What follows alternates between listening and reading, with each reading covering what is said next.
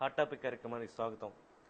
ఈరోజు కొత్త రాష్ట్రం సీమాంధ్రకు సంబంధించి ఏర్పడిన నేపథ్యంలో మన కొత్త రాష్ట్రం దశ దిశ ఏ విధంగా ఉండాలి, రాష్ట్ర విభజనలో అనేక అన్యాయాలు దుర్మార్గాలు జరిగాయి, వాటికి సంబంధించి చర్చించుకునే కన్నా భవిష్యత్తు ఇక ఏ విధంగా నిర్మించుకోవాలి, జనం ఏ విధంగా రాబోయే ఎన్నికల్లో చైతన్యవంతం కావాలి, అదేవిధంగా అనేక అంశాలకు సంబంధించి మనతో మాట్లాడడానికి ఈరోజు ఈ చర్చా కార్యక్రమానికి మా ఆహ్వానాన్ని మన్నించి ఇక్కడ విచ్చేసిన వారు ముప్పాళ్ళ సుబ్బారావు గారు, సీనియర్ న్యాయవాదిగా మీ అందరికీ తెలుసు, సీనియర్ జర్నలిస్ట్ విఎస్ఎస్ కృష్ణకుమార్ గారు, రాజమండ్రి ఛాంబర్ ఆఫ్ కామర్స్ అధ్యక్షులు అశోక్ కుమార్ జైన్ గారు, అదేవిధంగా సీనియర్ న్యాయవాది మద్దూరి శివ సుబ్బారావు గారు,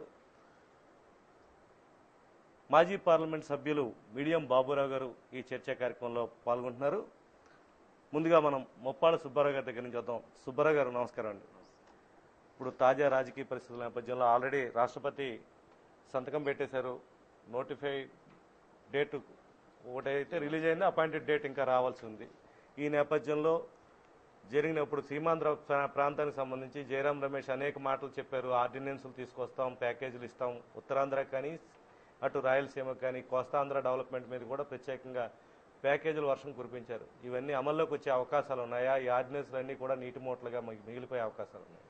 ఒకటి, న్యాయపరంగా ఎలాంటి సమస్యలు రాబోతున్నాయి? రేపు ప్రైమ్ మినిస్టర్ ఏదైతే రాజ్యసభలో ప్రకటించారో 6 పాయింట్లు, 6 పాయింట్స్, అవి ఇప్పుడు నిన్న ప్రెసిడెంట్ గారు సంతకం పెట్టిన బిల్లు యాక్ట్లో కూడా అది యాక్ట్గా మార్పు చెందింది.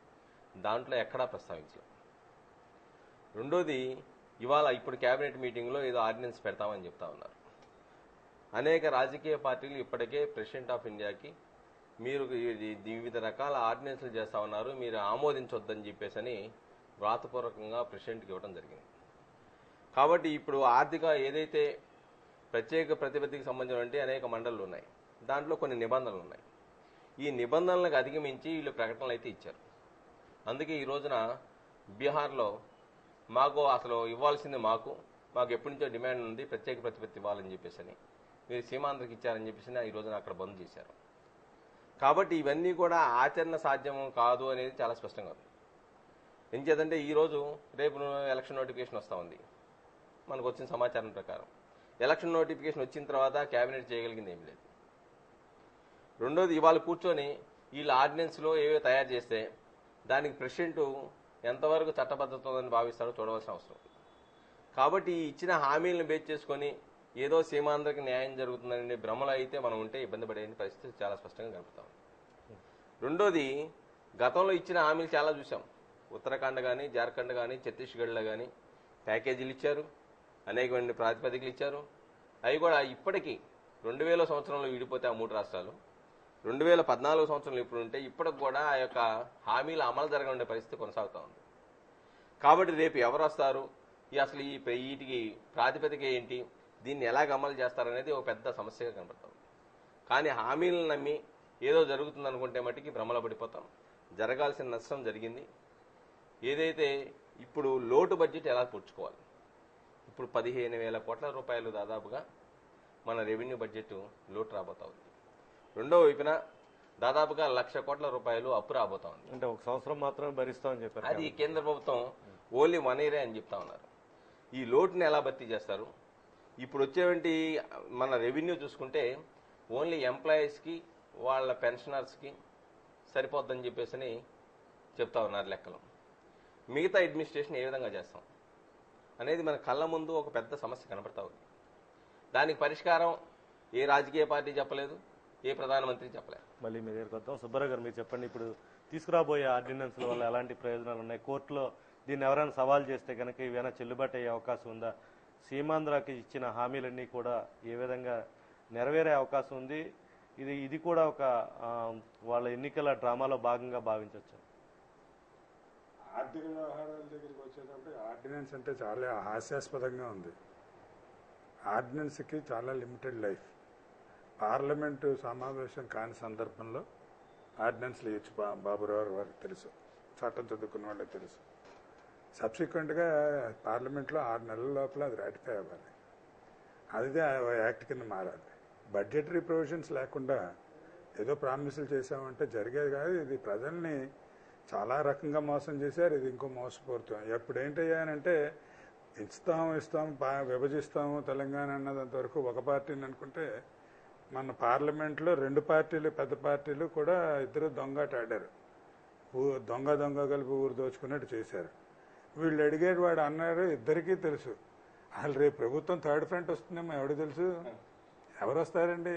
ఇప్పుడు ఈయన ఇచ్చిన ప్రామిసుల్ని తప్పనిసరిగా నిలబెట్టవలసిన బాధ్యత వీళ్ళు 1000 కోట్ల రూపాయలు, లక్షల కోట్ల రూపాయలు మాటే కదా. 1,00,000 కోట్లు అంటే 2 అక్షరాలు రాసి కోట్లు తగిలించడం, 4 అక్షరాలతో అయిపోయినట్టుగా బిహేవ్ చేశారు.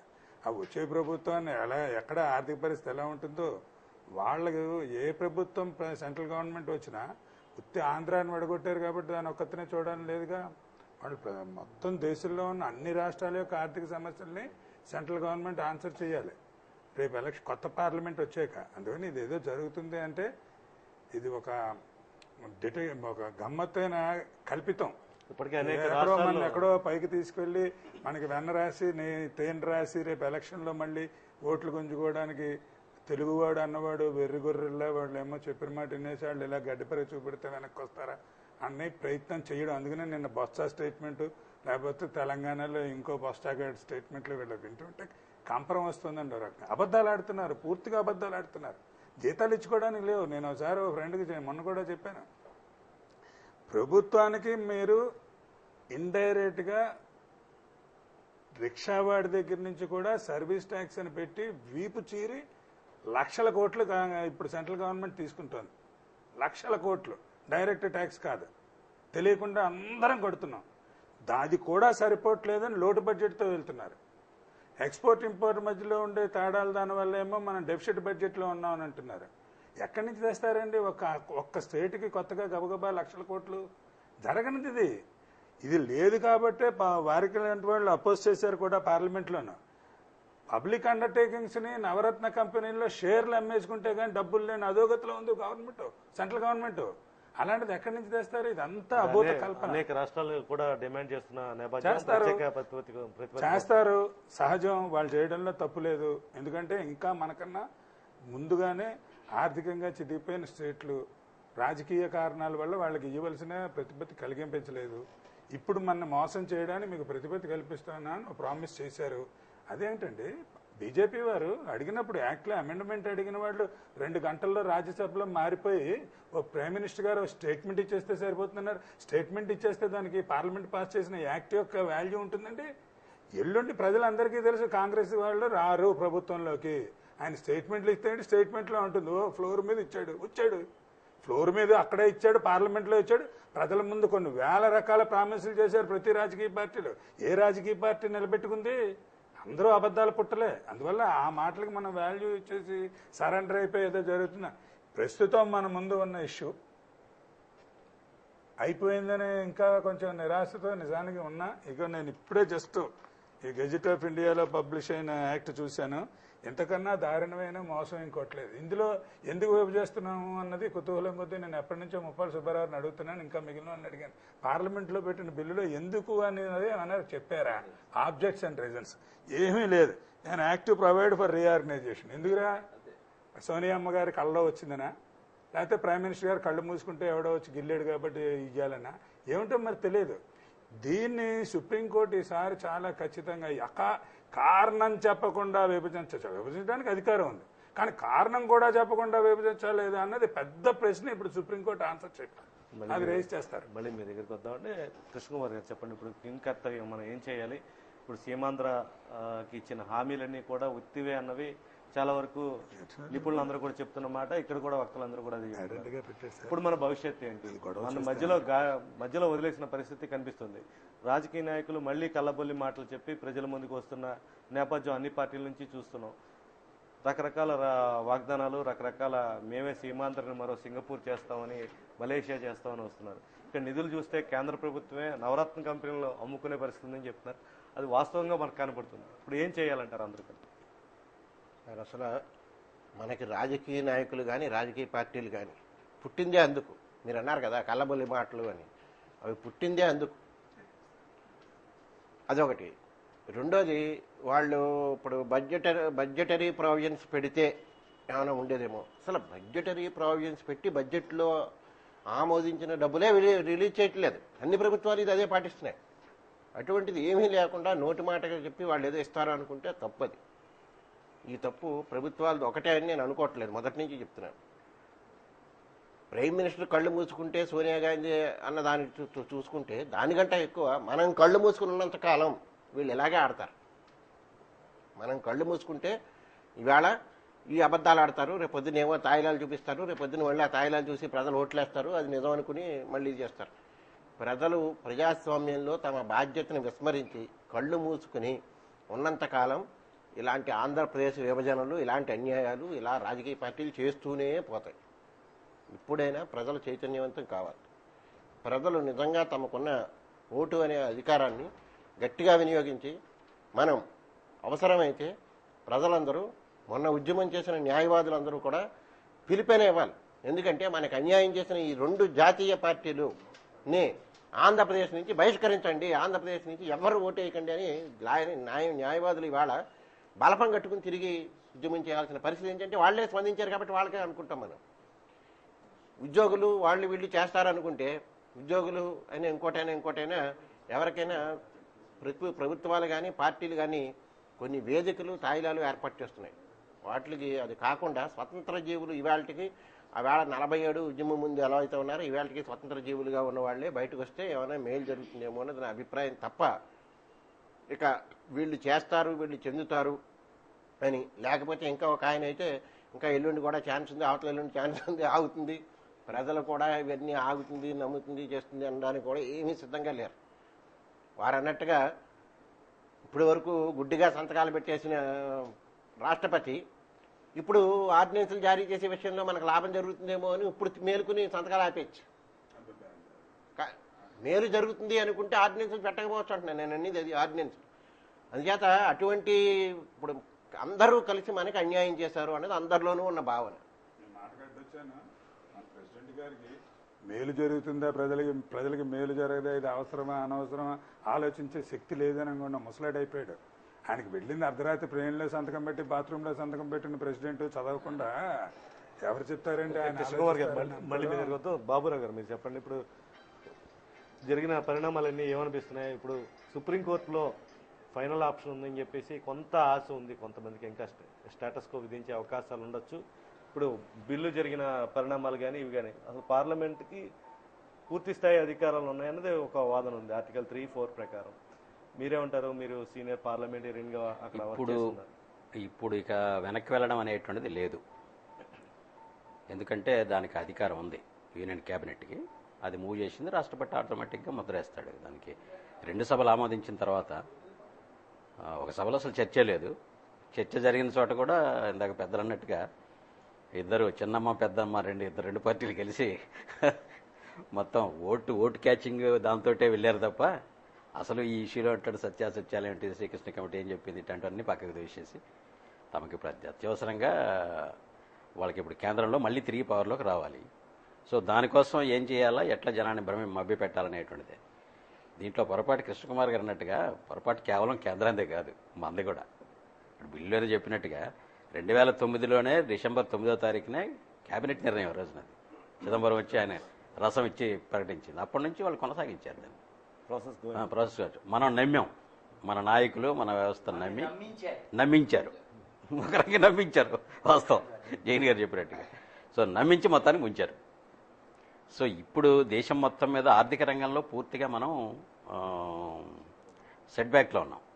అది మొత్తం మన ఉత్పాదన శక్తి కానీ జీడిపి కానీ ఇవన్నీ తీసుకున్నప్పుడు ముఖ్యంగా పెద్ద ఎకానమీ రావాల్సినటువంటి అగ్రికల్చర్ నుంచి పూర్తిగా రావట్లేదు. అంచేత వాస్తవంగా అట్లా రావట్లేదంటే వచ్చిన దాంట్లో కూడా ఖర్చు ఎక్కడ పెట్టాలా, ఏది అవసరం అనేటువంటి గుర్తించే స్థితిలో లేరు పాలకులు. అట్లా గుర్తిస్తే ఇవ్వచ్చు. 6-7 లక్షల కోట్లు కార్పొరేట్స్కి ఇస్తున్నారు, చిన్న పరిశ్రమలకి వీటికేమో ఇవ్వాల్సిన పట్ల. సో అట్లాంటిది ఎవరికి ఇవ్వాలా, ఎవరి కోసం పనిచేస్తున్నారనేది కూడా దీనివల్ల వ్యక్తం అవుతా ఉంది. సో ఆ రకంగా ఎప్పుడైతే కార్పొరేటైజేషన్ జరిగి మొత్తం ఎకానమీ అంతా కొద్ది కంపెనీల చేతుల్లోకి వెళ్ళిపోయిందో, ఇప్పుడు ప్రభుత్వం ఏంటంటే వాళ్ళ యొక్క తగాదాలు లావాదేవీలు తీర్చే యంత్రాంగంగా ఉంది తప్ప ప్రజల యొక్క లావాదేవీలు ప్రజల యొక్క ప్రయోజనాల కోసం నిలబడేదిగా ప్రభుత్వం లేదు. సో ఇట్లాంటి సందర్భంలో ఈ రోజున ఇక మళ్ళీ వెనక్కి వెళ్ళడం అనేది, బిడ్డ పుట్టింది ఇక మళ్ళీ గర్భంలోకి వెళ్ళడం అనేది సాధ్యమయ్యేది కాదు. ఈ ఆర్డినెన్స్ ప్రయోజనం ఉందంట. ఆర్డినెన్స్ వలన అమలు చేసేవాడు చిత్తశుద్ధిని బట్టి ఉంటుంది. అసలు ఆర్డినెన్స్ దేని విషయంలో తెస్తామనేది స్పష్టత లేదు. అసలు భద్రాచలం ముంపు ప్రాంతం గ్రామాల లిస్టే అసలు కోరే వాళ్ళకి ఏ ఉద్దేశంతో కోరుతున్నారు, ఆ కలిపేవాడు ఎందుకు కలుపుతున్నాడు అనేది స్పష్టత లేదు. ఇప్పటికీ ఏది ఎక్కడికి పోద్దో కూడా తెలియదు. అట్లానే ఫైనాన్షియల్ ఎక్స్పెండిచర్ ఎట్లా మీట్ కావాలా, లోటుని ఎట్లా పూర్తి చేసుకోవాలా అనే సుబ్బారావు గారి దగ్గర చెప్పిన లెక్కల్లో అంచేత దీని పంపిణీ నువ్వు విభజించ అధికారం నీకున్నా నువ్వు చేసిన పద్ధతి మాత్రం అభ్యంతరకరమైన పద్ధతి. అసలు పూర్తిగా లెజిస్లేటివ్ ప్రాసెస్ అంతా పక్కన పడేసేసి ఏదో రాజుల కాలంలో కూడా ఇట్లా జరిగి ఉండదు. పార్లమెంట్ రాజు కూడా కొంత చర్చకి అవకాశం ఇచ్చేవాడు, పార్లమెంట్ లో వాళ్ళని వీళ్ళని వినేవాడు. పార్లమెంట్ ఏమి లేకుండా యాగపక్షంగా పార్లమెంట్ లో సిపిఎం సభ్యులు గట్టిగా బిల్లును వ్యతిరేకించిన పరిస్థితి కూడా మనకు కనిపిస్తుంది. మేము 2-3 గ్రౌండ్స్ లో వ్యతిరేకిస్తున్నాం. అసలు మన దేశానికి ఇప్పటికీ భాషా ప్రయుక్త రాష్ట్రాల యొక్క వ్యవహారమే ఉండాలా. ఎందుకంటే ప్రజల్ని బైండ్ చేసేటువంటిది, ప్రజల్లో ఐక్యత తీసుకొచ్చేటువంటిది ఇప్పటికీ భాషే మిగిలినది. సరే, ఆ భాష పట్ల పాలకవర్గాల ఉద్దేశం ఏంటి, వాళ్ళు దానికి ఇవ్వాల్సిన ఆదరణ ఇస్తున్నారు లేదని అది వేరే డిఫరెంట్ సబ్జెక్ట్. అయినా అదొకటి. రెండవది, చిన్న చిన్న రాష్ట్రాలు అయ్యే కొద్దీ ఇప్పుడు ఏదైతే ఫెడరలిజం అని మనం అంటున్నామో ఆ ఫెడరలిజానికి పూర్తి దెబ్బే. ఇప్పుడు అమెరికాలో 50 రాష్ట్రాలున్నా వాళ్ళకి ఏ రాష్ట్రానికి ఆ రాష్ట్రానికి స్వయం ప్రతిపత్తి ఉంది. మనకు అట్లా లేదు. మనం అప్పు తెచ్చుకోవాలంటే వాడిని అడగాల, ఇంకోటి ప్రాజెక్టు పెట్టాలంటే వాడిని అడగాలి. అన్ని కేంద్రం యొక్క పర్మిషన్తో లింక్ అయినటువంటి అట్లాంటి సందర్భంలో చెన్నై ఉన్నంతకాలం పొలిటికల్లీ దే ఆర్ సబ్మిసివ్. ఇప్పుడు మనం చూస్తున్నాం 3 ఏర్పడినటువంటి వాళ్ళకి పైనోడు ఎప్పుడు ఇస్తాడా జీతాలకు డబ్బులు అని ఎదురు చూడడం తప్ప వాళ్ళ సొంత వనరుల్ని వాళ్ళు వినియోగించుకొని అభివృద్ధి కావాలా. ఇంత కృష్ణకుమార్ చెప్తున్నారు చూసారా, ఎక్స్పర్టైజ్ లేకపోతే వనరులు లేక మనమేమి ఈ పేదరికాన్ని ఈ సమస్యలను ఎదుర్కోవట్లా. అవన్నీ ఉన్నాయి. వాటిని వినియోగించేటువంటి పొలిటికల్ పవర్ లేదు, పొలిటికల్ విల్ లేదు మన నాయకుల దగ్గర, పార్టీల దగ్గర. బాధ్యత కలిగినటువంటి పార్టీలు బాధ్యతగా ఆలోచించడం, అభివృద్ధి గురించినటువంటి స్ట్రాటజీస్ వాళ్ళ దగ్గర లేవు. వాళ్ళు ఎవరు డామినెంట్ ఫోర్సెస్ ఉంటాయో సమాజంలో వాళ్ళు వాళ్ళ మీద ఒత్తిడి చేస్తే ఆ ఒత్తిడికి అనుకూలంగా నడిచిపోతుంది యంత్రాంగం తప్ప స్థిరంగా నో ఇది కాదు, ఇది ప్రజలకు వ్యతిరేకం, ఇది ఆంధ్రప్రదేశ్ నట్లు విభజన కరెక్ట్ కాదు అనేటువంటి ఒక చర్చ పెట్టి దాంట్లో వచ్చే ఫలితాలను బట్టి చేసి ఉంటే అది ఇంకొక రకంగా ఉండేది. సరే, ఏమైనా ఆర్డినెన్స్ల వలన పెద్దగా ఫలితం ఉంటుందని నేను అనుకోవట్లా. పైగా బిల్లు వచ్చే సందర్భంగా ఇప్పుడు ఆర్డినెన్స్ పెడితే 6 నెలల్లో దాన్ని అప్రూవ్ చేయాలి. శివసుబ్రహ్మణ్యం గారు చెప్పినట్టుగా అది ఇప్పుడు ప్రాక్టీస్లో ఉన్నటువంటి పార్లమెంటరీ సిస్టమ్ అది. కానీ ఇప్పుడు 6 నెలల్లో కొత్త ప్రభుత్వం వస్తుంది. ఇప్పుడు కుర్చీ మీద ఉన్నవాడికి అప్పుడు పార్లమెంట్ తన చేతిలో ఉండదు. ఎక్కడ అప్రూవ్ చేస్తారు? ఆ వచ్చే ప్రభుత్వం ఇది కుదరదంటే మళ్ళీ ఆర్డినెన్స్ అంటే పూర్తిగా సీమాంధ్రులు అన్యాయానికి గురయ్యారు, పూర్తి అన్యాయానికి గురయ్యారు. మళ్ళీ మీ దగ్గరకు వద్దాం. జైన్ గారు, ఈ పరిణామాలు చూశాక ఎటువైపు పయనించాలి, అందరూ ఏ విధంగా కలిసికట్టుగా ఇప్పుడు జరిగిన దగాకి సంబంధించి మనం పునర్నిర్మాణం ఏ విధంగా చేసుకోవాలి సీమాంధ్ర ప్రాంతంలో? జరిగిపోయింది గతం జరిగిపోలేదు, జరిపారు మొత్తం అందరం కలిసి. మొత్తం మీద ఈవేళ ఉన్న పరిస్థితిలో కాస్తో కూస్తో ప్రజా జీవితంలో ఉన్నవాళ్ళు ఎవరైనా ఉంటే, ఏ రాజకీయ పార్టీ వాళ్ళైనా కాస్త ఈ కోస్తా కోసం ఆలోచించే వాళ్ళు ఎవరైనా అయితే 15వ లోక్సభ భారతదేశ చరిత్రలో ఒక నల్లటి అధ్యాయాన్ని మిగిల్చింది.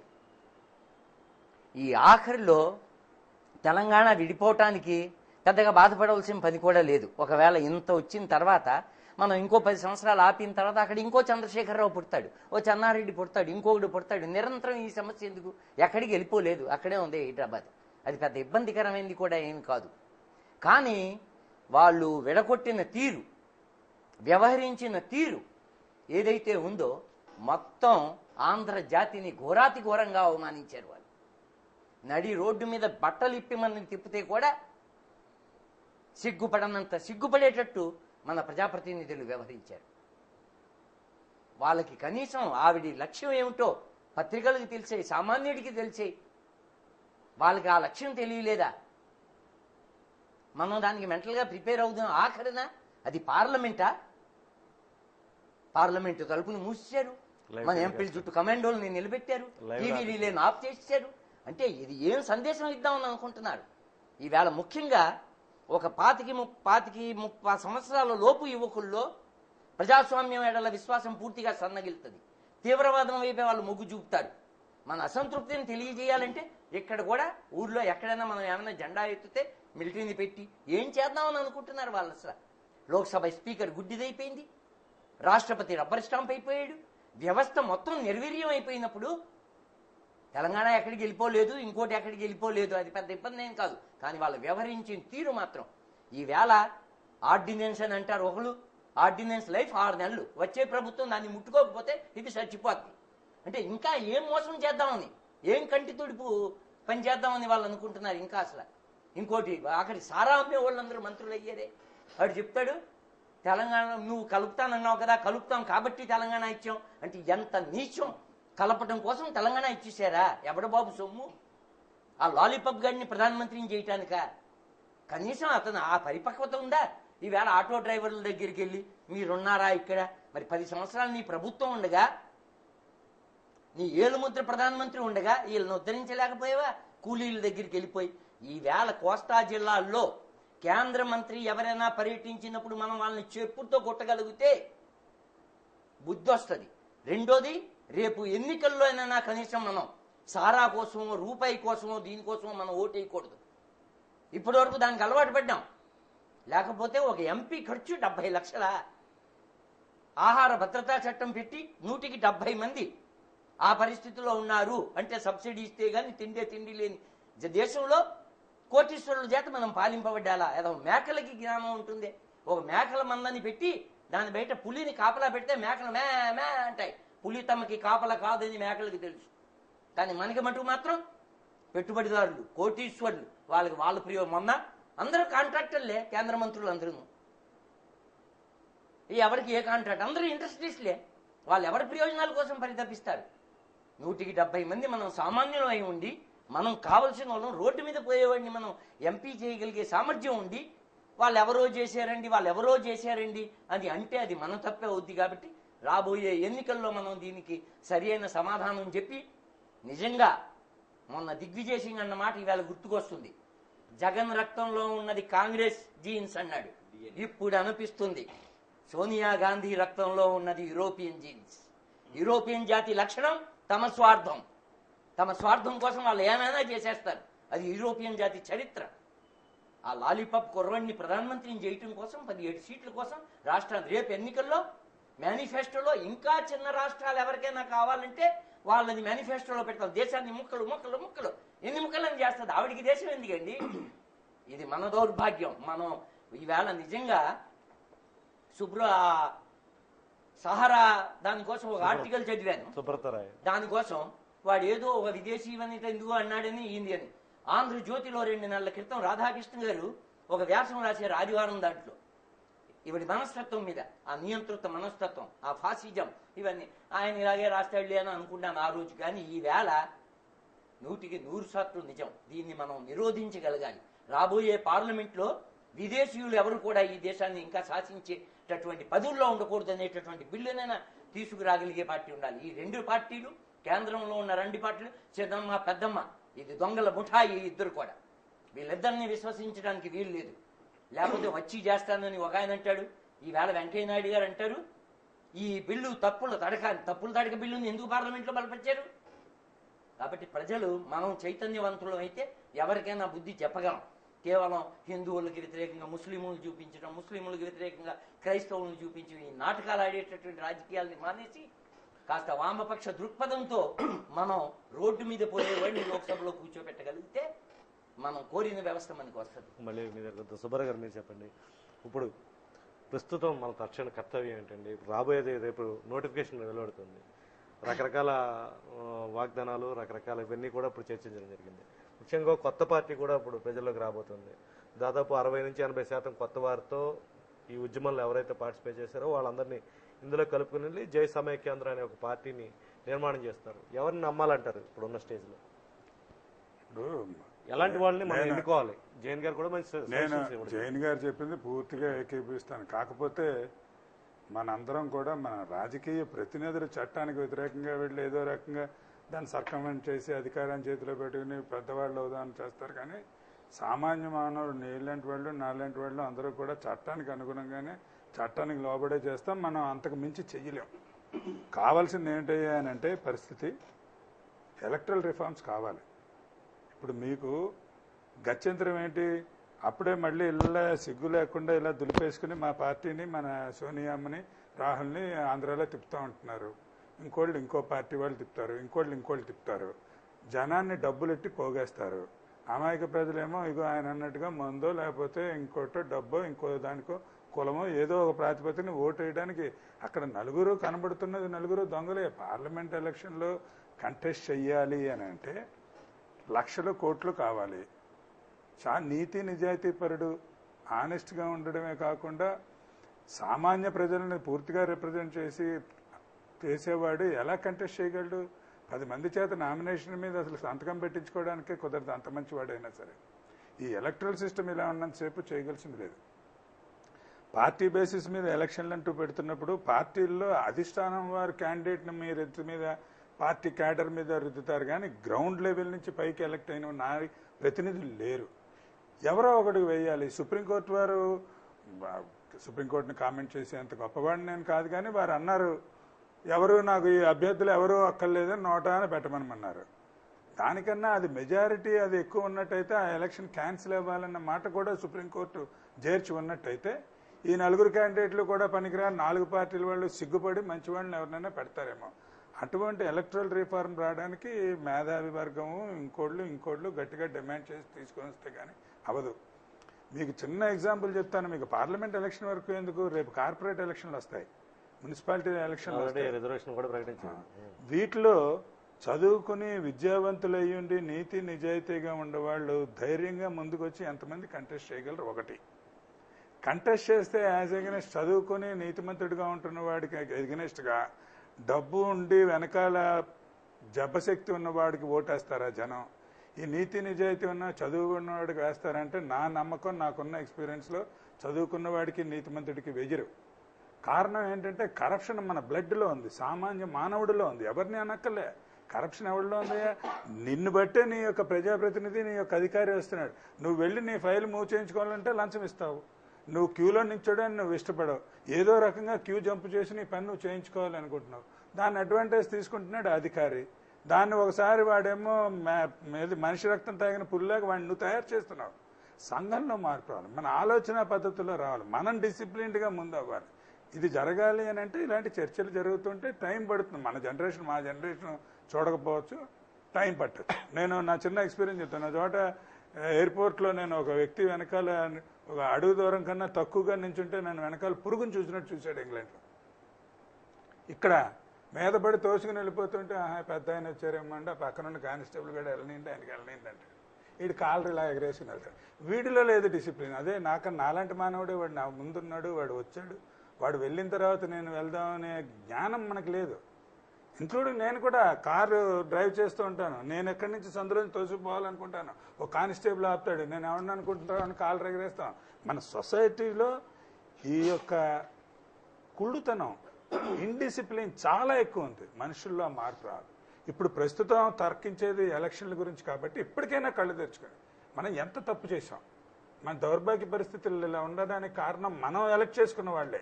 అందుకని నేను ఓటేసేటప్పుడు 10 సార్లు ఆలోచించాలి. ఇందాక ఆయన అన్నారు, మరీ చెప్పు తీసుకొట్టక్కర్లేదు, కానీ నేనైతే మట్టు ప్రజలకి ఒక విజ్ఞప్తి చేస్తాను. రేపు డబ్బులు ఇచ్చి లారీలు పెట్టి వ్యాన్లు పెట్టి పార్టీ నాయకులు మిమ్మల్ని మేకల్లాగా పెద్ద నాయకులు వచ్చిన మీటింగ్లకు తోలితే వెళ్ళకండి.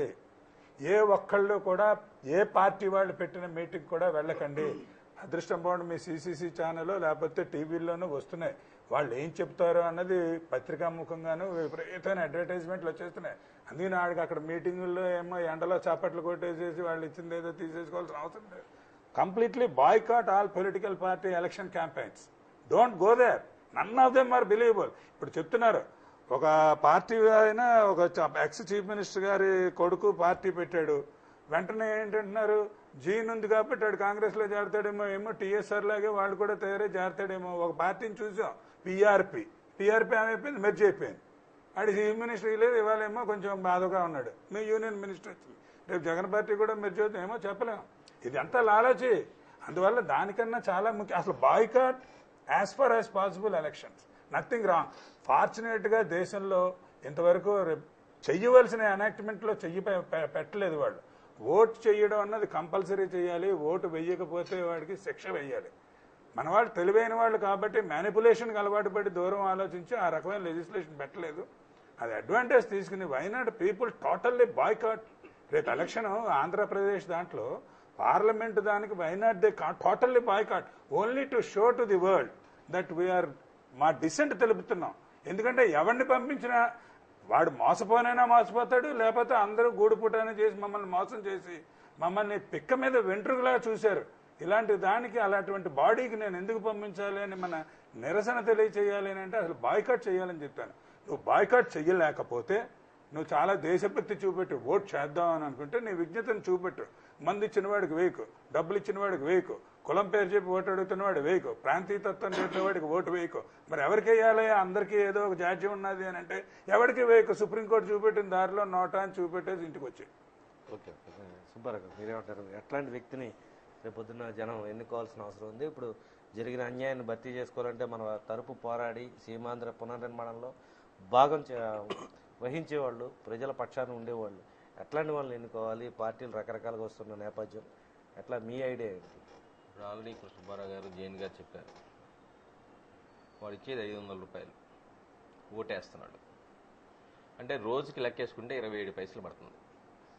27 పైసలు భారతదేశంలో భిక్షగాడు కూడా తీసుకోవట్లా.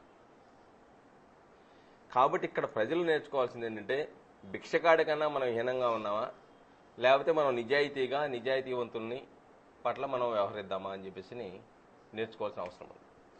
రెండోది, ఏ పార్టీ చూసినా కానీ అందరూ కూడా సీమాంధ్ర ప్రజల హృదయాలను గాయం చేయడంలో ప్రముఖ పాత్ర వహించారు. అందరికీ పంగనామాలు పెట్టిన వాళ్ళే. అది కొంతమంది ఎక్కువ పెట్టవచ్చు, కొద్దిమంది తక్కువ పెట్టవచ్చు. రేపు జరిగే ఎన్నికల్లో డెఫినెట్గా ఎవరైనా కానీ సమైక్యవాదులు కనుక నిలబడితే వాళ్ళని విన్నింగ్ చేయవలసిన అవసరం ఉంది. ఎవరైతే ఇప్పటి వరకు మోసం చేశారో వాళ్ళు ఎక్కడి నుంచున్నా వాళ్ళని ఓడించవలసిన బాధ్యత ప్రజల మీద ఉంది. వాళ్ళు ఎవరైనా ఉన్నాయి, పార్టీలతో సంబంధం లేదు, అందరూ ప్రజలను మోసం చేశారు. ఆ దిశలో ఆలోచించవలసిన అవసరం ఉంటుంది. రెండోది, ఎవరైతే ఈ యొక్క ఆర్థిక సమస్యను పరిష్కరించడానికి సీమాంధ్రం నుంచి ఎవరైతే ఉన్నారో ఇండస్ట్రీస్టులు కానివ్వండి, లేకుంటే వివిధ సంస్థలు వ్యాపారవేత్తలు కానివ్వండి, వాళ్ళ యొక్క రిజిస్టర్ ఆఫీసులు, హెడ్ ఆఫీసులు హైదరాబాద్లో ఉన్నాయి. సోనియా నియంతలాగా, అలానే పార్లమెంటు సభ్యులు లేకుంటే వివిధ పార్టీలు సీమాంధ్ర ప్రజల హృదయాలను గాయపరిచి అనేక ఇబ్బందులకు గురి చేయడంగా ఆర్థికపరమైన సమస్యలు తీసుకొచ్చినాయి. సీమాంధ్రం నుంచి వెళ్ళినటువంటి ఇండస్ట్రీస్టులు కానీ, వ్యాపారవేత్తలు కానీ, వివిధ సంస్థలు నిర్వహిస్తున్న వాళ్ళు కానివ్వండి, వాళ్ళు హైదరాబాద్లో వాళ్ళ హెడ్ ఆఫీసులు, రిజిస్టర్ ఆఫీసులు ఉంటే వెంటనే సీమాంధ్ర ప్రజల గాయపడిన హృదయాలని కొద్దికన్నా మాన్పడానికి వాళ్ళకి ఇండస్ట్రీస్ హెడ్ ఆఫీసుల్ని, రిజిస్టర్ ఆఫీసుల్ని సీమాంధ్రకు తీసుకురావాల్సిన అవసరం ఉంది. మిగిలిన ఇండస్ట్రీస్టులకు కూడా ఆ విధంగా ప్రజల నుంచి విన్నపాలు వెళ్ళవలసిన అవసరం ఉంది. అలానే హార్లిక్స్ ఫ్యాక్టరీ హైదరాబాద్లో ఉందనుకోండి, వాళ్ళ మీద డిమాండే పెట్టాలి. మీరు వ్యాపారం ఎక్కడ చేస్తూ ఉన్నారు, మీరు పన్నులు ఎక్కడ కడుతున్నారు, మీరు ఎక్కడే పెట్టుకోవాలి. ఇలాంటివి తీసుకురావడం ద్వారా కొంతవరకు రెవెన్యూని పూడ్చుకోగలం తాత్కాలికంగా. ఏదో పర్మనెంట్ సొల్యూషన్ అని కాదు, కానీ ఏదో గాయపడిన హృదయాలకి కొద్దిగా ముందేసినట్టుగా ఉంటుంది. ఏదేమైనప్పటికీ రెండోది, ఈ విభజన అనేది ప్రాంతాల మధ్య విభజన చెప్తా ఉన్నారు. ఇది ప్రాంతాల మధ్య విభజన కానే కాదు, ఇది ప్రజల మధ్య జరిగినటువంటి విభజన. ఇది ప్రజలను రెచ్చగొట్టారు. ఈ రోజున కేసీఆర్ గారు చాలా స్పష్టంగా చెప్తా ఉన్నారు, మేము ఇండివిజువల్గా ఉంటాము అని చెప్పేసి. జయరాం రమేష్ చెప్తా ఉన్నాడు, నువ్వు కలుపుతా అన్నావు, లేకపోతే నిన్న ఆమ్ ఆద్మీ పార్టీ లాగా నీ బతుకు అయిపోద్దని చెప్పేసి. అంటే క్లియర్ కట్గా కనబడతా ఉంది, నువ్వు ఈ రాష్ట్ర విభజన చేయడానికి ప్రధానమైన లక్ష్యం ఏంటంటే పాలన, మాకు అధికారం, మాకు 10 సీట్లు 12 సీట్లు రావడం అనే ప్రధాన లక్ష్యంగా పెట్టి నువ్వు రాష్ట్రాన్ని విభజన చేస్తా ఉన్నావు. సుబ్బారావు గారు, ఇప్పుడు ఈ కమ్యూనిస్ట్ పార్టీల వైఖరి తీసుకుంటే సిపిఎం సమైక్య రాష్ట్రానికి కట్టుబడి ఉంది. సిపిఐ నుంచి మీరు అంటే దాంట్లో యాక్టివ్గా ఉండేవారు, అయితే ఈ ఉద్యమం వచ్చిన దగ్గర నుంచి ముందు లీడ్ తీసుకున్నారు. ఇప్పుడు మీ స్టాండ్ ఏంటి? మీ పార్టీ నేను వ్యతిరేకించే పరిస్థితి ఉందా? ఆల్రెడీ ఎప్పుడే వ్యతిరేకించాను. నేను పార్టీని వ్యతిరేకించాను కాబట్టి ఉద్యమంలోకి వచ్చాను. కాబట్టి ఒకటి, ఏ పార్టీ అయినా సిపిఐ అవనాయి, ఇంకోటి అవనాయి, ప్రజల యొక్క మనోభావాలను గౌరవించకుండా ఏ పార్టీ ఉన్నా కానీ ఆ పార్టీకి ప్రజల ఆదరణ ఉండదు. అంటే మీ పార్టీ కూడా ఇప్పుడు ఒక పొత్తుతో కానీ లేకపోతే దేనితోనో ప్రజల్లోకి రావచ్చు. మీరు ఇప్పుడు ఆ పార్టీలో ఉన్నట్టు నా వరకు అయితే ఎవరైతే సమైక్యవాదిగా ఉంటారో వాళ్ళ తరఫున క్యాన్వాస్ కూడా చేస్తాం. అందులో మొహమాటమే లేదు. నాకు ప్రజలు ముఖ్యం, ప్రజల ఆత్మగౌరవం ముఖ్యం. ఆత్మగౌరవం అందుకొని ఏ పార్టీలోనూ పనిచేయవలసిన అవసరం లేదు. ఆత్మగౌరవం ఉన్న వ్యక్తిగా నేను ప్రజల కోసం పనిచేస్తాను, నా ఆత్మగౌరవం కోసం. నా ఆత్మగౌరవం ఇక్కడ పోయిన తర్వాత పార్టీ నాకు కూడిపెట్టదు. కాబట్టి ప్రజలకు అనుకూలంగా వ్యవహరించవలసిన బాధ్యత ఈ రోజున అంటే ఇప్పుడు సీమాంధ్ర ప్రాంతంలో సిపిఐని కూడా మనం వ్యతిరేకించాలి. అందులో సమస్య ఏం లేదు, అందులో మినహాయింపు ఏం లేదు. ఎవరైతే సీమాంధ్ర ప్రజల యొక్క మనోభావాలకు వ్యతిరేకంగా సిపిఐ ఉన్నాయి, బీజేపీ ఉన్నాయి, ఇంకో పార్టీ ఉన్నాయి, ఎవరైతే సీమాంధ్ర ప్రజల అభిప్రాయాలకు వ్యతిరేకంగా, మనోభావాలకు వ్యతిరేకంగా, ఆత్మగౌరవాలకు వ్యతిరేకంగా, హక్కులకు వ్యతిరేకంగా ఎవరైతే వ్యవహరించారో వాళ్ళందరినీ కూడా వ్యతిరేకించవలసిన అవసరం ఉంది. ఓకే, మళ్ళీ మీ దగ్గర వద్దాం. బాబురావు గారు మీరు చెప్పండి, ఇప్పుడు ఏం చేయాలి, ఎట్లాంటి నాయకులను ఎన్నుకోవాలి, ఏ పార్టీని ప్రజలు నమ్ముకోవాలి? ఇప్పుడు పార్లమెంటరీ అనుభవం చెప్పేది ఏమిటంటే ఏ పార్టీని ఎన్నుకున్నా ఈ వ్యవస్థకి సేవ చేయడం తప్ప నిజమైనటువంటి ఒక ప్రత్యామ్నాయ వ్యవస్థకి అనేటువంటిది దృష్టిలో లేదు. అందుకని వ్యక్తులు మారచ్చు, పార్టీలు మారచ్చు, కానీ ఈ సిస్టమ్ ఇట్లా ఉన్నంతకాలం ఇవి సహజమే. ఓటు అనేది ఒక కమోడిటీగా మారిపోయింది. అమ్ముకునేవాడు ఏమంటున్నాడంటే వాడెంత ఇచ్చాడు నువ్వు ఎంత ఇస్తావని అడిగే పరిస్థితిలో వాడి పరిస్థితి. అది ఆ బలహీనతే వాడికి పెట్టుబడి. అంచేత డబ్బులతో గెలవచ్చు, సారాబోసి గెలవచ్చు అనేటువంటిది ఎప్పుడైతే దానికి అవకాశం ఉందో ఇక ఎవరిని ఆపుతావు నువ్వు? ఎవరిని ఆపలేవు. తీసుకునేవాడు ఆపాలి. ఇప్పుడు మనం చెప్తున్నది సోకాళ్ళు ఓటర్ చైతన్యం అనేది, అసలు ఓటర్లు ఎట్లా చైతన్యం అవుతారు అంటే ఓటర్ కేవలం ఓటప్పుడు మాత్రమే ఓటర్ తప్ప మిగతా అప్పుడు వాడి లైఫ్ అంతా సబ్మిసివ్గాను, వాడు చెప్తే వినేదిగాను, ఎవరి కోసం పనిచేస్తున్నాడో తెలియనటువంటి పరిస్థితి. తను నిలబడినాడు కోమని తనే నరుక్కునే పరిస్థితిలో ఓటర్ చైతన్యం ఉంది. సో ఇట్లాంటి స్థితిలో తక్షణం మనకేదో ఆల్టర్నేట్ వస్తుంది కాదు, అయినా ఉన్నంతలో ఎలక్టరల్ రిఫార్మ్స్ అనేటువంటివి చేపట్టాలి. చేపట్టాల్సింది మళ్ళీ ఈ వ్యవస్థలో ఉండేటువంటి ఈ వ్యవస్థ తన మనుగడ కోసమైనా అట్లాంటి చేయాల్సిందే. ఈ రోజున పెద్దలు చెప్పారు 543 మంది పార్లమెంటు సభ్యుల్లో 300 మంది కార్పొరేట్ సీఈఓలు వీళ్ళే ఉన్నారు. వాళ్ళు other than corporate interest, public interest అనేది వాళ్ళకి ఎందుకు వస్తుంది? అసలు ఎందుకు ఉండాలా? వాళ్ళ వ్యూ ఏంటంటే మేము డబ్బులు పెట్టి కొనుక్కున్నాం ఈ పదవిని, ఎవడికో డబ్బులు పెట్టి పని చేయించుకున్నందుకు మా కంపెనీపై మేమే చేసుకుంటాం అనేటువంటి పరిస్థితికి వచ్చిన తర్వాత ఇక దీన్ని మరమ్మతు ఎక్కడ చేయాలండి? మళ్ళీ కిందకి రావాల్సిందే. కాబట్టి కిందకు వచ్చినప్పుడు ఇప్పుడున్నటువంటి ఎలక్ట్రల్ సిస్టంలోనే వీటికన్నిటికీ అవకాశం దాంట్లో ఉంది. జయప్రకాష్ నారాయణ గారు ఆయన చెప్పినట్టు రీకాల్ రైట్, ఒక ఎన్నికైనటువంటి ప్రతినిధి ఎన్నికైనటువంటి ఎవరి ద్వారా ఎన్నికయ్యాడో వాళ్ళ ప్రయోజనాలు మానేసి కంపెనీల ప్రయోజనం ఇంకో ప్రయోజనానికి వెళ్ళేటప్పుడు అతనికి ఆ హక్కు ఉండాలి. అంటే రీకాల్ ఆల్రెడీ 61 నుంచి కూడా సంస్కరణలకు సంబంధించిన ఫైల్ ఎప్పుడు కూడా పెండింగ్ లోనే ఉంటుంది. ఏ ప్రభుత్వం వచ్చినా ఈ సంస్కరణలు అమలు చేయటం లేదు అనేది ప్రజాస్వామ్య ఎందుకు చేయట్లేదు, అది కూడా ఇంటెన్షనల్. అదేదో వేరే పనిలో బట్టి అమలు చేయడం కాదు. మనకి ఎన్నికల వ్యవస్థ వచ్చే 50-60 అయిన తర్వాత ఇప్పుడు దాంట్లో ఉన్నటువంటి లోపాలు మనం గమనించిన తర్వాత దాన్ని నిజంగా బాగుపరచాలనుకున్నవాడు చేస్తాడు. భవిష్యత్తులో జరుగుతుంది అంటారా? ఇంతమంది కార్పొరేట్ అభ్యర్థులు జరుగుతున్నారు, ఇటు పెద్దల సభలో ప్రజలు దెబ్బలు తిని అనేక పక్కదోవలు పట్టి అమ్ముడు పోయి అన్ని చేసిన తర్వాత వాళ్ళకి జ్ఞానోదయం అవుద్ది. ప్రజలు దే విల్ ఫైట్ అవుట్. ప్రజలు ఇందాక పెద్దలు చెప్పారు కదా, వాడు తన ప్రయోజనం ఏమిటనేది వాడికి ఇంకా గుర్తుకు రాలా. తను దేనికోసం ఉండాలి, ఎవడికి వేయాలి, ఎవడికి వేస్తే నా ప్రయోజనం నెరవేరుద్ది అని ఆలోచించేవాడు లేడు. అంచేత వాడికి వేయడమే నా ప్రయోజనం అనుకుంటా ఉన్నాడు, నా కులం వాడికి వేయడమే నా ప్రయోజనం అనుకుంటాడు, వాడు వేస్తున్నాడు. మీరు అంటే గతంలో ఏజెన్సీ ప్రాంతం నుంచి ఎన్నికయ్యారు ఎంపీగా కూడా, అక్కడ సుమారుగా అతి తక్కువ ఖర్చు అయ్యే ప్రాంతాల్లో కూడా ఎంత ఎన్నికల ఖర్చు ఉండే వాతావరణం ఉందండి? ఆ రోజు పరిస్థితి, ఈ రోజు పరిస్థితి ఎన్నికల ఖర్చు అవుద్దిగా అక్కడ కూడా. ఇప్పుడు ప్రాంతం అయితే రిమోట్గా ఉంది కాబట్టి అనేది ఏం కాదు. ఈ వ్యవస్థ యొక్క ప్రధాన లక్షణాలు అది దోపిడీ, అది అవినీతి, అన్ని రకాల అవకాశవాదం అన్ని మారుమూల దగ్గర వెళ్ళిపోయినాయి. ఇక ఖాళీగా కూర్చోలే ఇక్కడే. మీరు సమైక్యం కోరుకున్నారు. భద్రాచలం విషయంలో మీ స్టాండ్ ఏంటండి? భద్రాచలం ఎంపీగా కూడా మీరు పనిచేశారు కాబట్టి మీ స్టాండ్ ఏంటి? ఇప్పుడు అది న్యాయపరంగా కూడా అనేక చిక్కులు పడి ఉన్న అంశం కింద మారింది. పోలవరం ప్రాజెక్టుకి మెయిన్ హర్డిల్గా కూడా ఉంది. కొన్ని ప్రాంతాలు కలిపారు, ఆర్డినెన్స్ తీసుకొస్తా ఉన్నారు, స్పష్టత ఏమీ లేదు. ఏ విధంగా చేస్తే ఆ సమస్యకి ఇరు ప్రాంతాల్లో మంచి జరిగే అవకాశం? ఇప్పుడు దానికి చాలా ప్రత్యామ్నాయాలు. పోలవరం అనేటువంటిది అదొక పొలిటికల్ ఇష్యూగా మారిపోయిందండి. ఇప్పుడు వాస్తవంగా అదొక ఎకనామిక్ ఇష్యూగా చూసినప్పుడు, అంటే ఒక ప్రాజెక్టు, దానివల్ల ఫలితాలు ఇవన్నీ ఆ రేంజ్లో చూసినప్పుడు అసలు దాని డిజైన్ మార్చకుండా ఇప్పుడున్నటువంటి కార్పొరేట్ డిజైన్ అంటాం దాన్ని, అంటే ఒకే చోట ఇరిగేషను, పవరు, నావిగేషను ఇట్లాంటి అనేక మల్టీపర్పస్ ప్రాజెక్ట్ కింద దాన్ని తీసుకొచ్చారు. సో ఆ స్థాయిలో చేస్తే ఎన్విరాన్మెంట్లు చెప్పినట్టుగా, శివాజీరావు గారు ఇట్లా చెప్పినట్టుగా అక్కడ అసలు గ్రౌండ్లోనే సరైనటువంటి రాయి లేదు, అక్కడ ఇసుక మీద ఉంది. అంత హెవీ స్ట్రక్చర్ దాని మీద ఉంటే ఎప్పుడైనా సరే అది పోద్ది. సో సో అది నిలబడదు. అంటే అంచేత డ్యామ్ ఉంటుందా అంచేత పోతుందా పక్కన పెడతారు. నిజంగానే ఇరిగేషన్ పర్పస్ అనుకుంటే వాళ్ళు చెప్తున్నటువంటి 7,20,000 ఎకరాలు ఏదైతే ఉందో అది ఇవ్వచ్చు. అయితే ఒకే చోట గట్టి కాదు, దాన్నే ముక్కల కింద ఇప్పుడు ఏదైతే లిఫ్ట్లు పెట్టారో, లిఫ్ట్లు పవర్ మీద ఆధారపడితే ఇబ్బందులు పడుతున్నాయి. పవర్ కాకుండా హైడ్రో దీని మీద ఆధారపడితే ఇబ్బందులు తగ్గుతాయి, ఖర్చు కూడా తగ్గుద్ది. సో అట్లాంటి డిజైన్స్ మన దగ్గర లేవు. అంటే అట్లాంటి డిజైన్స్ పెట్టాలని చెప్పేసి చాలా మంది ఇంజనీర్లు సూచనలు అంటే చేస్తారు. భద్రాచలం విషయంలో మీ Yes. పార్టీకి మీరు ఇచ్చే సూచన ఏంటి సార్? భద్రాచలం విషయంలో వాళ్ళు ప్రజలందరూ కూడా ఎసెసిబిలిటీ చూస్తూ ఉన్నారు. వాళ్ళకి అది దగ్గర అయిపోయింది. 52లో కలిసింది, కానీ 72 దాకా నేను సఫరర్ని, ఐఎమ్ నాన్ ముల్కీ.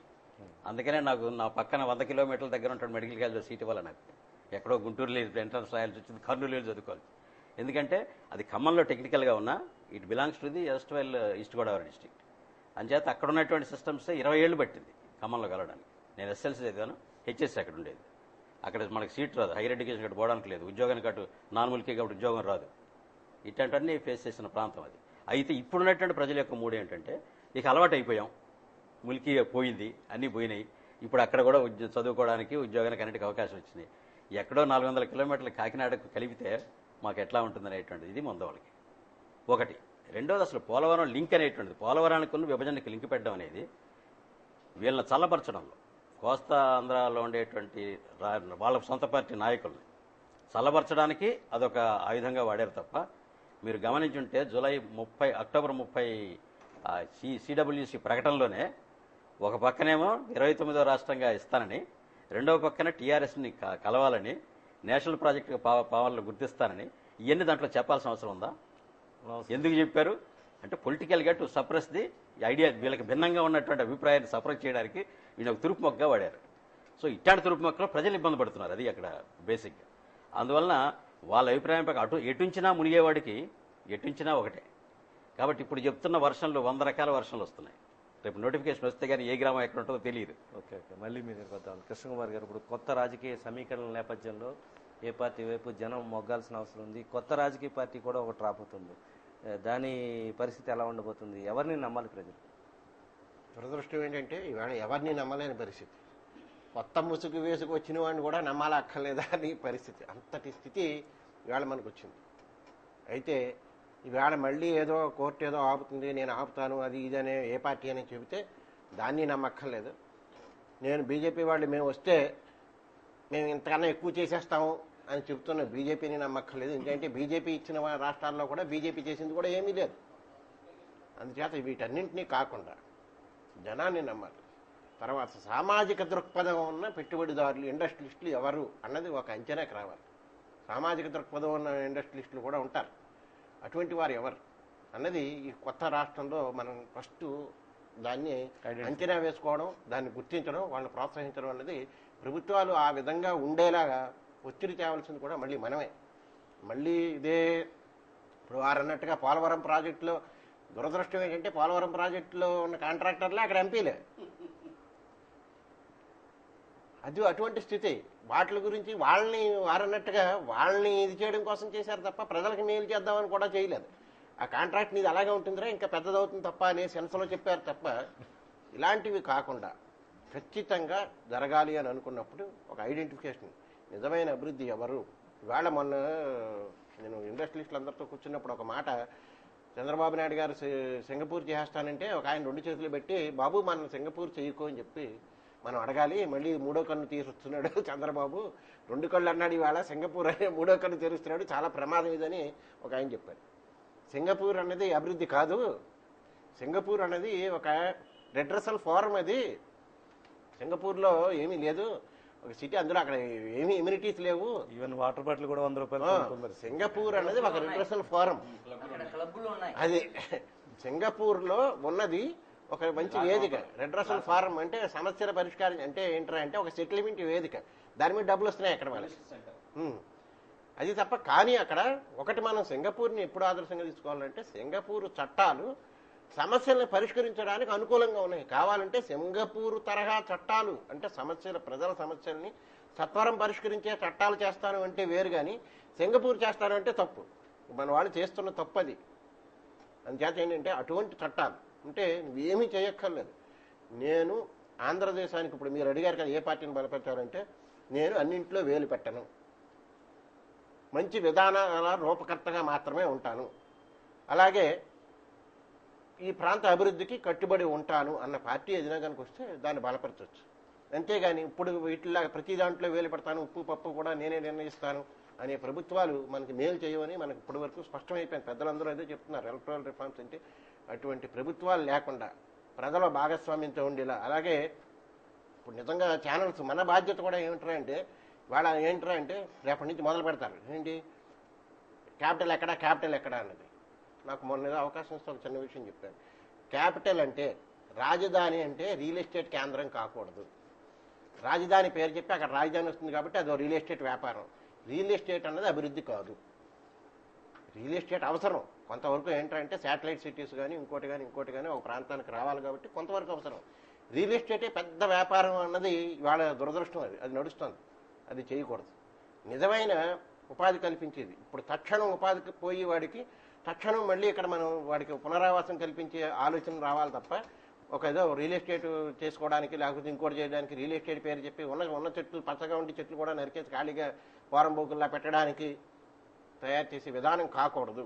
అందుచేత దాన్ని కూడా కాకుండా ఎక్కడికక్కడ ఏ జిల్లాలో ఏ వనరులు ఉన్నాయి, 13 జిల్లాలో ఉన్న వనరులు ఏమిటి, ఈ వనరుల్ని మనం గుర్తించడం ఎలాగా, అటువంటి వనరులను గుర్తించడానికి ప్రతి జిల్లాలోనూ కూడా ఒక అడ్వైజరీ కౌన్సిల్స్ లాంటివి ఏర్పడాలి. ఏదో అందులో సామాజిక దృక్పథం ఉన్న ఈ పెట్టుబడిదారులతో సైతంగా అందరినీ ప్రజా అడ్వైజరీ కౌన్సిల్స్, వాటికి ఒక చట్టబద్ధత, వాటి ఈ ప్రాంతంలో ఈ రిసోర్సెస్ ఉన్నాయి, వీటిని మనం వాడుకోవచ్చు, దీన్ని వాడుకోవడం వల్ల ఇదిగో ఈ ప్రాంతంలో ఒక మ్యానుఫ్యాక్చరింగ్ యూనిట్ పెట్టచ్చు, ఈ ప్రాంతంలో సర్వీస్ సెక్టార్కి పనికొస్తుంది, ఈ ప్రాంతంలో ఐటీకి పనికొస్తుంది అన్నది ఉంది. అన్ని ప్రాంతాల రిసోర్సెస్ ఉన్నాయి. వాటిని సరిగ్గా ట్యాప్ చేసి వాటిని ఇది చేసి గుణం కావాలి. పైగా ప్రభుత్వాలు ఇంకొక పెద్ద ఇదేంటంటే ట్యాక్స్ హాలిడే. చాలా మందికి తెలియని నష్టాలు ఎలా జరుగుతాయంటే మేము 5 ఏళ్ల పాటు ప్రత్యేక స్టేటస్ ఇచ్చేస్తున్నాము అది ఇది అంటే ఒక ఆయన పెద్ద ఇండస్ట్రియలిస్ట్ అడుగుతున్నాడు ఏమనంటే సర్వీస్ ట్యాక్స్ కూడా పోతుంది ఆయన. నిజంగా చట్టం చూస్తే అవేమీ పోవు. ఒక్క పోయి ఇదల్లా ఏంట్రా అంటే ఎక్సైజ్ సుంకం అని ఉంటుంది కదా, ఆ ఎక్సైజ్ సుంకం ఒకటే రిలాక్సేషన్ ఉంటుంది తప్ప తగ్గిన ట్యాక్స్లు అన్నీ ఉంటాయి. సర్వీస్ ట్యాక్స్ అనేది ఇప్పుడు వారు అన్నారు తెలుసో తెలియకుండా ప్రతి వాడి చేత కట్టించేస్తున్నారని. నిజమే. అందరూ ప్రతిరోజు మనం ప్రతి దానికి కూడా మనం కడుతున్నాం. సెల్ ఫోన్ ఒక నిమిషం ఉపయోగిస్తే కూడా మనం అందులో డబ్బులు 12 పైసలు కడుతున్నాం. 12 పైసలు ₹1 12.5 పైసలు కడుతున్నాం. ఇటువంటి పరిస్థితి. ఇలాంటి ట్యాక్సులు ప్రతి చోట ఉంది. అటువంటి వ్యవస్థ ఇదేం పోటలా ఒక ఏంట్రా అంటే మభ్యపెట్టడానికి పనికొస్తుంది. ఒకది కూడా ఎవరికి పనికొస్తుంది అంటే అన్నింటికి రాదు. సర్వీస్ సెక్టార్ నేను ఐటీని డెవలప్ చేశానంటే రాదు. ఓన్లీ మ్యానుఫ్యాక్చరింగ్ యూనిట్స్కి ఎక్సైజ్ సుంకం మినహాయింపు మాత్రమే. అది కూడా స్పష్టంగా చెప్పరు మన వాళ్ళు. ఇవన్నీ దాస్తారు. ఏదో జరిగిపోతుంది, ఏదో ఇస్తుంది వారు అన్నట్టుగాను ఏదో ఇచ్చేస్తున్నారు అని ఒక ఫ్యాసిఫై చేసి వాడిని సప్రెస్ చేయడం కోసం వాడు చేసి మాటలు తప్ప ఇలాంటి వాళ్ళని ఎవరిని మనం ప్రోత్సహించక్కర్లేదు. అంటే ఎవరిని నమ్ముకోవాలి, ఎవరిని ఎన్నుకోవాలి, క్లియర్ విజన్ ఉండాలి. వారన్నట్టుగా ఒకేసారి మనకు రాకపోయినా ప్రజల్లో ఆ విధమైన చైతన్యం రావాలి అంటే సుబ్బారావు స్పష్టంగా ఒక విషయం చెప్పాడు. నేను ఇక్కడ పార్టీ ముఖ్యం కాదు, సమైక్యవాదం. కరెక్ట్. ఏదో ఒక స్టాండ్ నాది సమైక్యవాదం. అంతేగాని సమైక్యవాదం అని ఒకడు, సమైక్యవాదం కాదని ఒకడు, నేను సమైక్యవాదిని అంటూ విడగొట్టేయండి మీకు బలపరుస్తానని ఇంకొకడు. ఇవన్నీ జరిగాయి ఇక్కడ. వెళ్ళి వాళ్ళందరినీ అడిగారు. ఒకటి ఇంకా రకంగా చెప్పాలి అంటే బీజేపీ ఇవాళ జనం కాంగ్రెస్ కంటే కూడా బీజేపీ మీద ఎక్కువ ఎందుకు మండిపడుతున్నారా అంటే కాంగ్రెస్కి పోవలసిన తలకాయ పోటుని తీసుకొచ్చి బీజేపీ రుద్దుకుంది. కాంగ్రెస్ని ఆటాడుకోవాల్సిన బీజేపీ కాంగ్రెస్ ఆటాడేలా చేసింది. కాంగ్రెస్ ఆటాడుకుంది బీజేపీని. ఇవాళ వారు అన్నట్టుగా ఎందుకు తప్పుడు తాడక అని అన్నాడు అనేది ఎందుకు ఒప్పుకున్నాడంటే అంటే కాంగ్రెస్ ఆటాడుకుంది వాళ్ళతోటి. వీడు దానికి ఒప్పుకున్నాడు ఆటలో. అటువంటి పరిస్థితులు అందరూ కలిసి మోసం చేశారు. ఇంక దీన్ని మనం ఇది చేసి వస్తూ ఉన్న ఎలక్షన్స్ కాబట్టి రిఫార్మ్స్ ఎక్కడి నుంచి రావాలి, రాజమండ్రి నుంచే రావచ్చు. రాజమండ్రిలో రేపు పొద్దున్న లోకల్ బాడీస్ ఎలక్షన్స్ జరుగుతున్నాయి. లోకల్ బాడీస్ ఎలక్షన్స్లో కూడా వారన్నట్టుగా ఈ ప్రాంతం గురించి తెలిసిన వాడు ఎవడు, దీని గురించి ఆలోచించేవాడు ఎవడో చూడాలి తప్ప వీధిలో అలా లారీ దిగుతోంది, ఇసుక పడుతోంది, కంకర పడుతోంది అంటే వచ్చేసి వాళ్ళని ఎన్నుకోకూడదు. జరుగుతున్నాయి, ఇది వాస్తవం. ఇది వీధిలో ఇసుక దిగుతోంది అంటే వాడు వచ్చి గౌరు పెడతాడే. మీరు చెప్పండి, ఓటర్లు ఏ విధంగా దిశ నిర్ణయించుకోవాలి, రేపటి ఎన్నికల్లో వాళ్ళు ఏ విధంగా కళ్ళు తెరవాలి? ఇందాక చెప్పారు. ఇప్పుడు ఫైనల్గా ఎవరిని నమ్ముకోవాలి, ఎవరిని ఎన్నుకోవాలి? మనకి విచక్షణ లేదు అనేటటువంటిది ఏమీ లేదు. కావలసినంత విచక్షణ జ్ఞానం భారతీయులకు ఉంది. ఎందుకంటే మనం చరిత్రలో కూడా వెళ్తే రాముడు చెట్టు చాటు నుంచి వాలిని కొట్టడాన్ని మనం సమర్థిస్తాం. కర్ణుడు జీవితాంతం దుర్యోధనుడికి సహకరించి ద్రౌపది వస్త్రాభరణంతో సహా ఉన్నా అతన్ని గౌరవిస్తాం. విభీషణుడు సాక్షాత్తు శ్రీరాముడికి సహాయపడిన విభీషణ్ణి గౌరవించాం. ఎందుకంటే మనం ఎక్కడ ఏది ధర్మబద్ధమో, రాముడి చెట్టు చాటు నుంచి కొట్టడం ధర్మం కోసం. కర్ణుడు మోసగాడు కాదు, కర్ణుడు విశ్వసనీయుడు, మాటకి కట్టుబడ్డాడు. ఆఖరికి ద్రౌపదిలో వాటా ఉంది, సామ్రాజ్యానికి నువ్వు అధిపతి అవుతావు అని నమ్మిన వాడిని మోసం చేయనని అన్నాడు. అందుకని కర్ణుడిని గౌరవిస్తారు. ఆ రకంగా మనకి విచక్షణ లేదు అనేటటువంటి పరిస్థితి. ముఖ్యంగా ఇప్పుడు విషయానికి వస్తే, ఈ విభజనలో మనం పనికిరాని వాళ్ళం కాబట్టి మనకి పోలవరం మీద కూడా కనీసం ఒక మాట అనలేదు. భద్రాచలం మనకి ఇస్తూ దూరం దగ్గర, ఈవేళ ఏది దూరం కాదు, ఏది దగ్గర కాదు. ప్రపంచం మొత్తం 24 గంటల్లో ఎక్కడైనా చేరగలిగేటటువంటి ఇవి ఉన్నాయి. లేదా దాన్నే ఒక జిల్లా చేయండి, ఈ ఆ పక్కన ఏజెన్సీ గ్రామాలు కలిపేసి భద్రాచలం వాడి కాకినాడ రావాలనే ఉంది. కానీ భద్రాచలాన్ని మనకిస్తూ ప్రకటిస్తే మళ్ళీ 4 ఓట్లు పోతాయి. మనకున్న ప్రమాదం ఏమిటంటారేమో, ఎత్తిపోతల పథకాలు ఎప్పుడైతే గోదావరి మీద వచ్చిందో కిందకి నీరు రావటం తగ్గింది. ఈవేళ విభజనలో 20 లక్షల ఎకరాలు ఈవేళ మనం డేంజర్లో పడిపోయాం. గతంలో కూడా ఈ వేదికలో చాలాసార్లు చెప్పాను ఆ విషయం. చెప్పాను. పోలవరం అయితే మనం ఈ వాటర్ని మనం కృష్ణాకి తీసుకెళ్లేటటువంటి ఇది ఉంది. ఆలమట్టి కారణంగా పోయాం. ఈవేళ విజన్, సింగపూర్, బర్మా ఇవన్నీ అందాక ముప్పాల సుబ్బారావు చెప్పారు, 1,00,000 కోట్లు అప్పు వస్తుంది మన వాటాకి. దేనికి వస్తుంది? ఆ 9 సంవత్సరాల ముందు చూపు లేని పరిపాలన కారణంగా తీసుకొచ్చిన డబ్బంతా హైదరాబాద్లో పెట్టాం. ఎందుకు పెట్టాం? రియల్ ఎస్టేట్ వ్యాపారం చేశాం. మా భూములు అక్కడ ఉన్నాయి, మా ఆస్తులు అక్కడ ఉన్నాయి కాబట్టి 2 కళ్ళు మాకు, 3 కళ్ళు మాకు. ఈ జాతి కోసం ఆలోచించలేదు.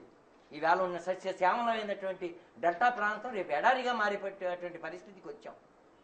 9 సంవత్సరాలు అసలు మన జిల్లాలో, మన కాకినాడలో ఉన్న గోదావరి ఫర్టిలైజర్ అమ్మించాం, ఆంధ్ర పేపర్ మిల్ అమెరికాకి అమ్మించాం, స్పిన్నింగ్ మిల్ పీకి పాడిస్తాం, సా మిల్లు మూసేసాం.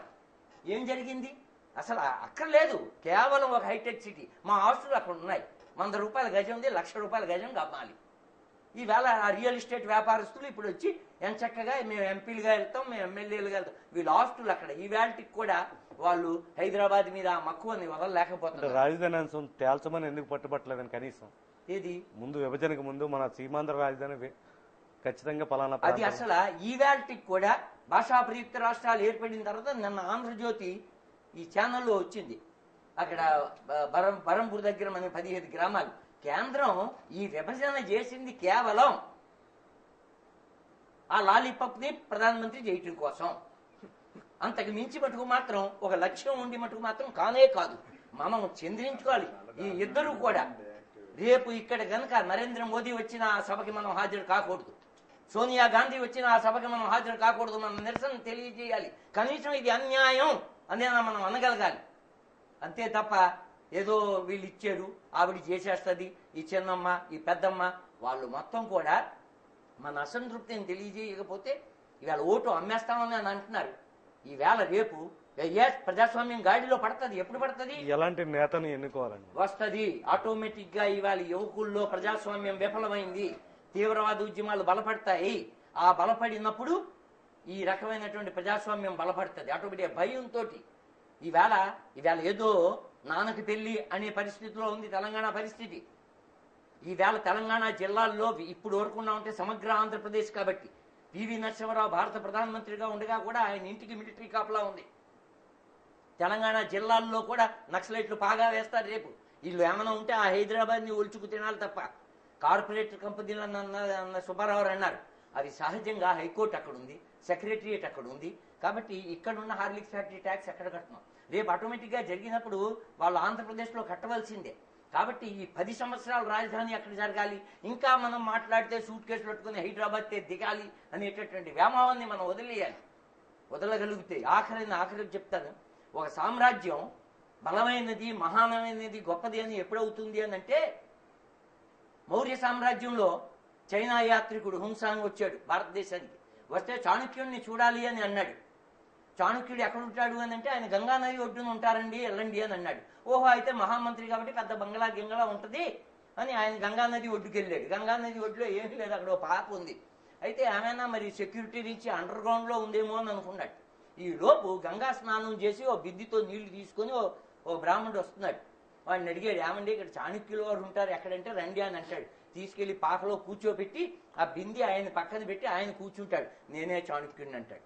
వాడు కాళ్ళ మీద పడతాడు. అందుకనే ఈ సామ్రాజ్యం ఇంత గొప్పగా ఉంది అని. మనకి పనికి మాలినోడు తీతాగాలకి 6 గమ్యాన్లు, వీళ్ళకి ఇది, వీడు అక్కడి నుంచి ఇలాగా చేసేసి అది వదిలియాలి. ఇక మనం ఈ రాష్ట్ర పునర్నిర్మాణం కోసం రేపు అంకితం అయిపోవాలి అనేటటువంటి దీంతో ఈ ప్రోటోకాల్ ఖర్చులు, వృధా ఖర్చులు, ఈ వ్యయాలు తగ్గించాలి. ప్రభుత్వ ఆదాయం ఇప్పుడు కూడా రేపు ఎన్నికల మేనిఫెస్టోలో ఆ అప్పులు తీసేస్తాను, ఈ అప్పులు తీసేస్తాను, ఇది ఫ్రీ ఇస్తాను అని అంటే ఆంధ్రప్రదేశ్ పునర్నిర్మాణం జరగదు.